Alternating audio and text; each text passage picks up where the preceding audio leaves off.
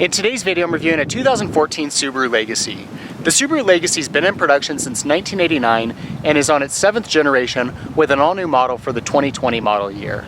This is the last year of the 5th generation model, which ran from 2009 to 2014. Overall, the styling of the Legacy is pretty simple and conservative.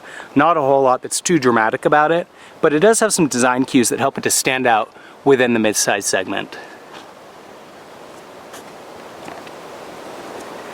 Personally, I feel like the Legacy doesn't get the attention that it deserves within the mid-size segment. When you look at the high sales volume leaders in the Nissan Altima, the Toyota Camry, and the Honda Accord, I think there's a lot to be said for the Legacy as a really competitive offering against those models.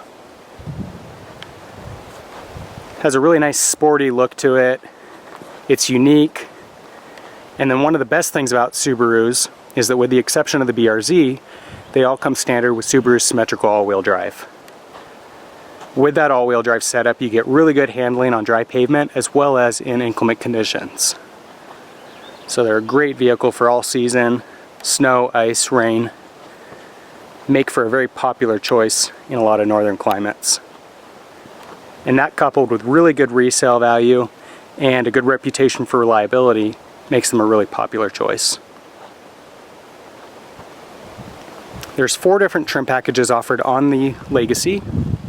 They've got the base 2.5i, and then the 2.5i Premium, the 2.5i Limited, and the top of the line 3.6R Limited, which has the 6-cylinder engine. Original pricing on this generation of the Legacy ranged between $22,000 and $30,000. The Legacy was originally offered as either a 4-door sedan or a 5-door wagon, and they dropped the wagon configuration from the Legacy lineup. They now have the Subaru Outback as a standalone model, which used to be shared with the Legacy. It has a lot in common with the Legacy. Essentially, it just has more rugged styling, additional ground clearance, and then a wagon configuration, offering some additional cargo capacity. But it's now sold as a separate model. The original Outbacks were sold as Legacy Outbacks.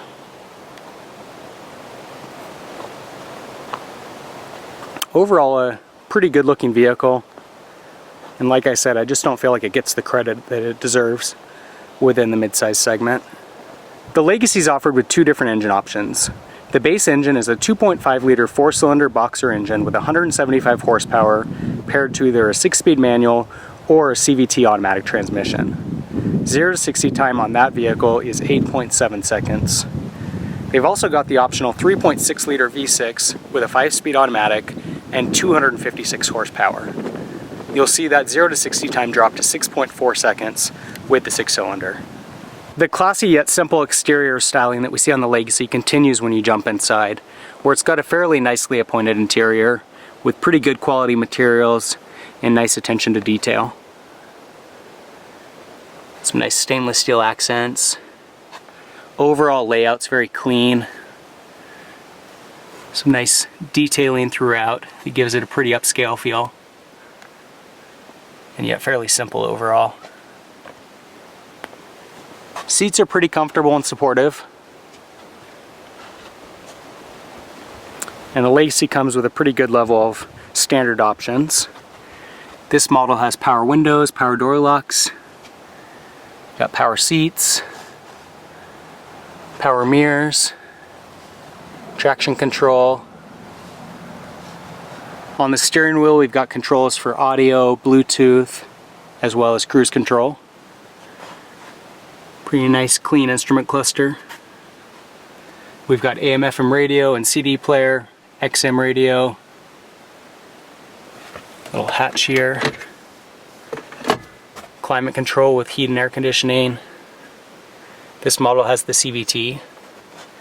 Got heated driver and front passenger seats. Cup holders. Nice large center console. Attention to detail throughout is pretty nice. Got a good solid feel to it. One complaint I do have on the interior of Subarus is that their audio systems are not very good unless you upgrade to the optional Harman Kardon sound. Jumping into the back, you'll see the Legacy is very spacious. It's got a ton of legroom. It's for a nice comfortable space for those rear passengers. Got a center armrest here with built-in cup holders.